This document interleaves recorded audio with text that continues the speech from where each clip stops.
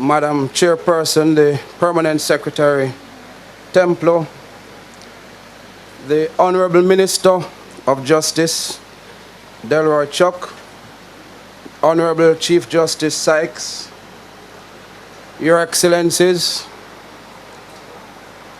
Member of Parliament Frank Whittle, South East St. Elizabeth, His Worship the Mayor, Derek Sangster, Custodes Rotulorum, Honorable Rochester and Honorable Green, Councillor Williams of the Santa Cruz Division, Superintendent Lord of the St. Elizabeth Division of the Jamaica Constabulary Force, other officials in the Ministry of Justice, our Justices of the Peace, good morning. First of all, let me apologize for the absence of the Member of Parliament, Evan Redmond. There are a number of activities and we are sharing duties, so he could not be here with us. Let me also recognize former Custos Wilfred Nemord. There was a time when former Member of Parliament, Roger Clark, he was in full flight. And he said they promised everything, even to provide air conditioning in Santa Cruz. And I know Delroy Chuck can now say, I have accomplished even a small segment of that mission because I've provided air conditioning to a tent in Santa Cruz. It was Martin Luther King, who said there can be no peace without justice. And Peter Tosh, our very own, said everyone is crying out for peace. No one is crying out for justice. I want equal rights and justice. For my part, I want to, on behalf of the Member of Parliament, welcome everyone to the constituency of North East St. Elizabeth. But it is also pleasing because this is one initiative that nobody will be able to say it was being planned and financed by the previous administration. So you have to give unto Caesar what is due unto Caesar. I want to salute our Minister, Delroy Chuck. This is indeed a great initiative. And when I say this, I am not exaggerating. So many of our young people caught up on the wrong side of the law at an early age for minor infractions. And they end up being blighted for life, losing, as MP Witter said, many opportunities. And this, I understand, is a sixth of 14. Whether you remain the minister through a change by the Prime Minister or a change by the people of Jamaica, I hope that whoever succeeds you will complete all 14 justice centers in Jamaica. Most of the crime that we encounter, I didn't hear you, Your Worship.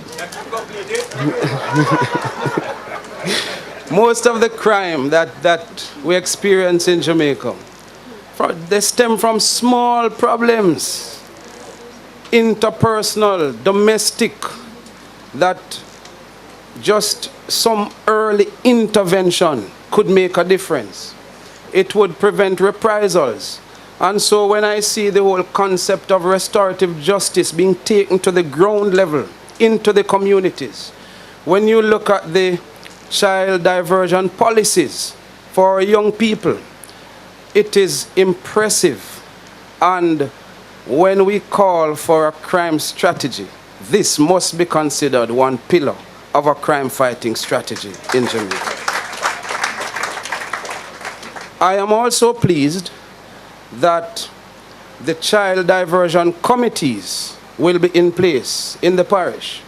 And I understand that representatives from various agencies will be sitting on that committee, and representatives from the Office of the Children's Advocate will be sitting on that committee. That means it's not a one-time intervention, but we will be able to track these offenders beyond a conference meeting, but to see them through school and through their community to ensure that there's not a recurrence of the initial infraction with the law. and I wish to commend you also for that foresight. So, in speaking to the Member of Parliament, Santa Cruz is, if not the fastest, it's one of the fastest growing towns in Jamaica, rural towns. And we do not have many public spaces. And I know that the councillor would join me in recommending, as the Member of Parliament has, that we seek to use the additional space that we have here to create also a public park. So persons, when they come here, they come whether to get legal aid, whether to see the custos, whether for conferences, but they could sit under a tree, on a bench, and have a drink, because Santa Cruz is not very cool. And I mentioned the recommendation of the Member of Parliament to the Minister just now, and the Minister told me he'll think about it. I'm urging you, Minister, as the custos said, it's a dream. And if we have an end date, then it becomes a plan. And then we projectize it and make the dream a reality for the people of Northeast St. Elizabeth. So in closing, I once again wish to commend you. This will be a lasting legacy among the many other things you are doing. I see where the Chief Justice and yourself are making a push to ensure that we reduce the backlog in the court system. This will also contribute to that, because a number of cases that need not go into the formal judicial system can be... Madam Permanent Secretary, Honorable Minister, and I will adopt the salutations utilized by all the previous speakers in the interest of time and heat. So, this morning, I'll be very brief. And what I will say is this: when I had the honor of being sworn in as the 8th Chief Justice since 1962, and I had indicated that one of my goals is to become the best in the Caribbean in 3 years, and one of the best in the world in 6 years.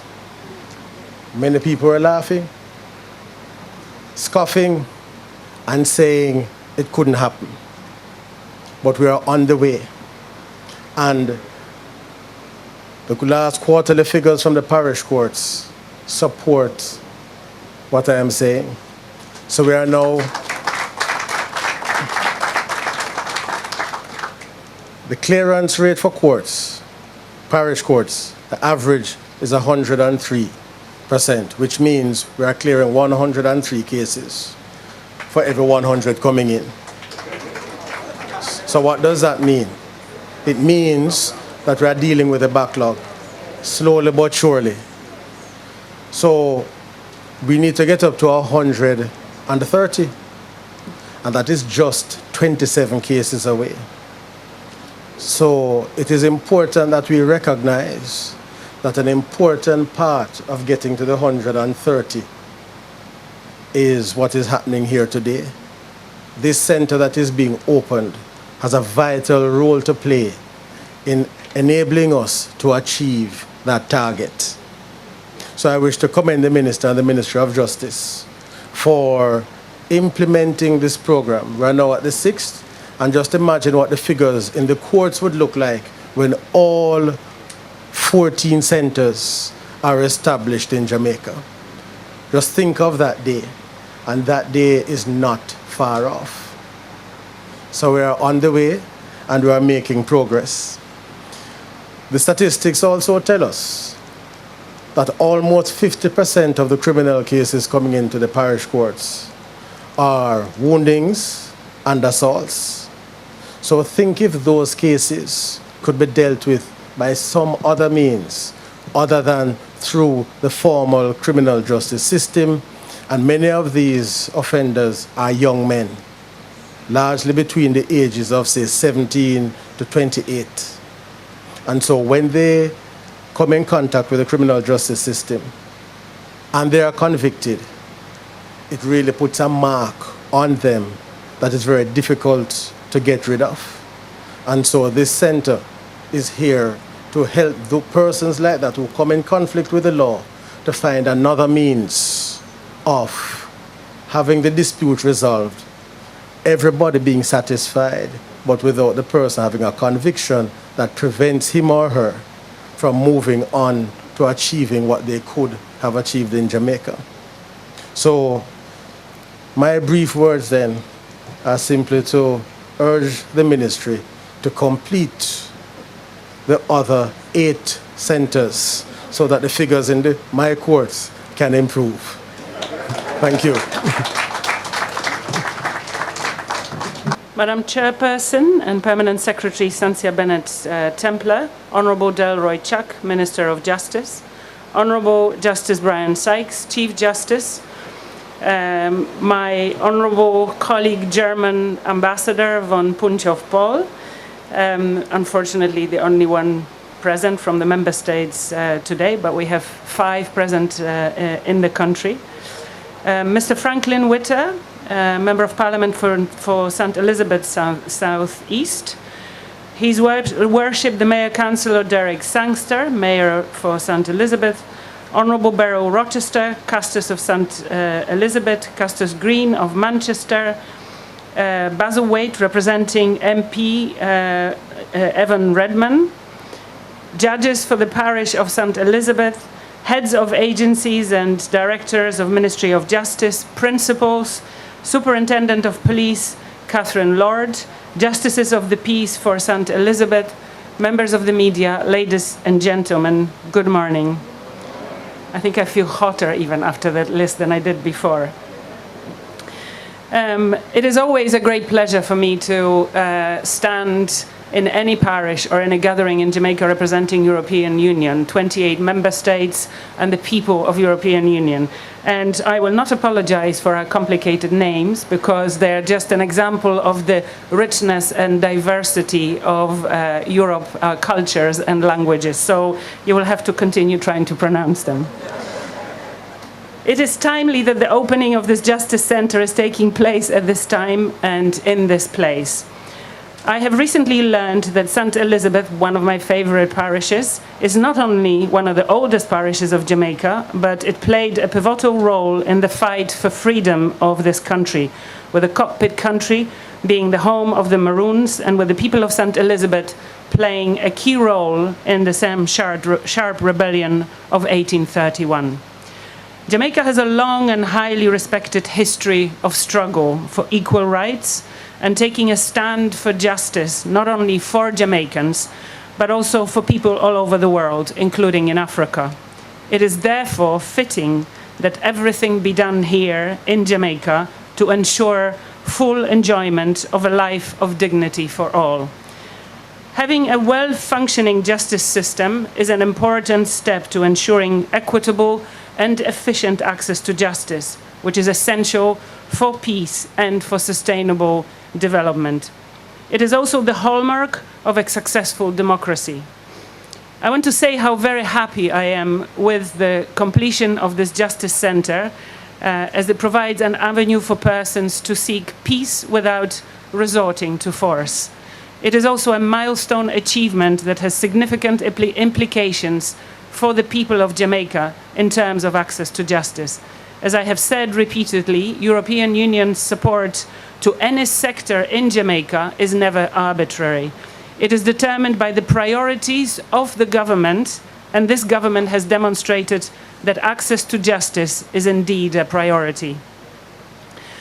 The agreement which the European Union signed with the government of Jamaica in November 2016, Jamaica Justice Sector Reform Program, was entered into after a joint review of the justice sector back in 2015, so under the previous administration. And I have to commend not just the minister, but this administration for continuing with what was agreed back in 2015.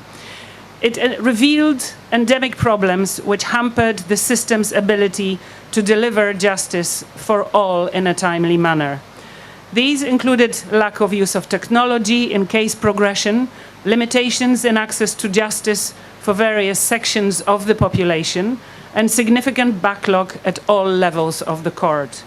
One of the first points of the agreement, therefore, was to improve efficiency and accountability in the system through improvements in backlog reduction. I believe that the use of the Justice Centre by you, the people of St. Elizabeth, will significantly contribute to the courts achieving this goal. The justice sector reform, which is being undertaken, is underpinned by a rights-based approach. It is certainly my hope that more Jamaicans will be encouraged to better know and understand their own rights. Further, that they will choose to stand up for human rights by holding duty bearers accountable for the professional delivery of justice services, but also that they will understand that the defense of one party's rights should not expose another person to any acts of rights violation.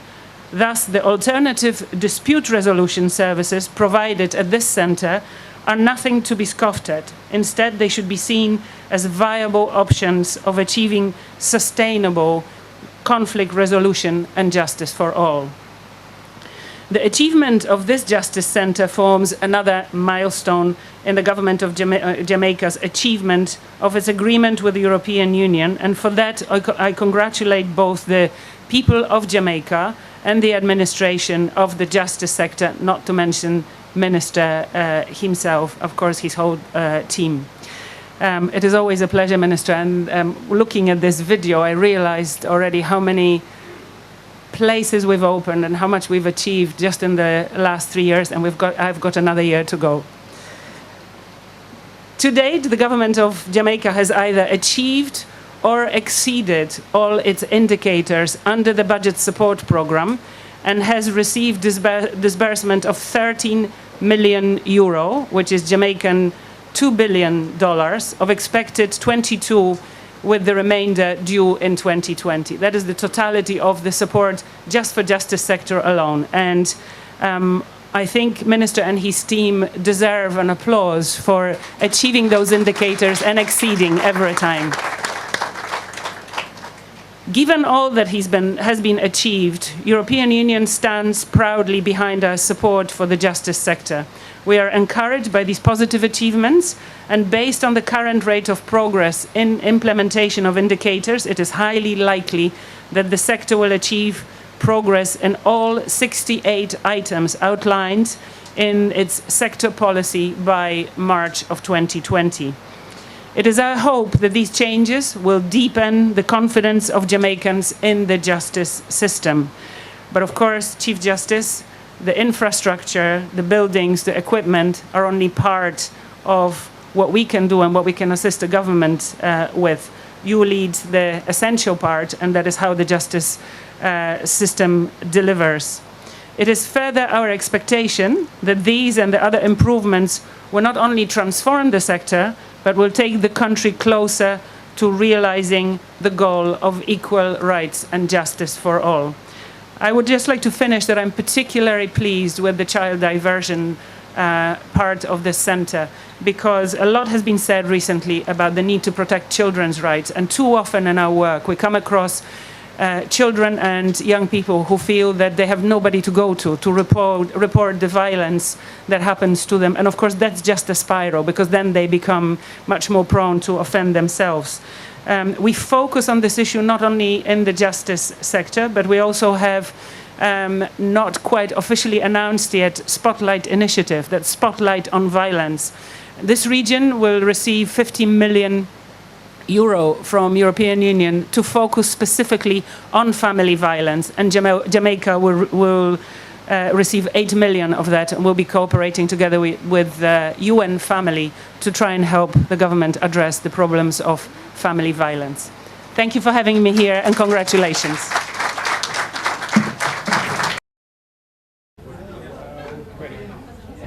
My name is Małgorzata Wasilewska, and I'm the ambassador of the European Union. My name is Bernd von Münchow-Pohl. I am the German ambassador. So we're delighted to be here today for the opening of a new justice center in St. Elizabeth.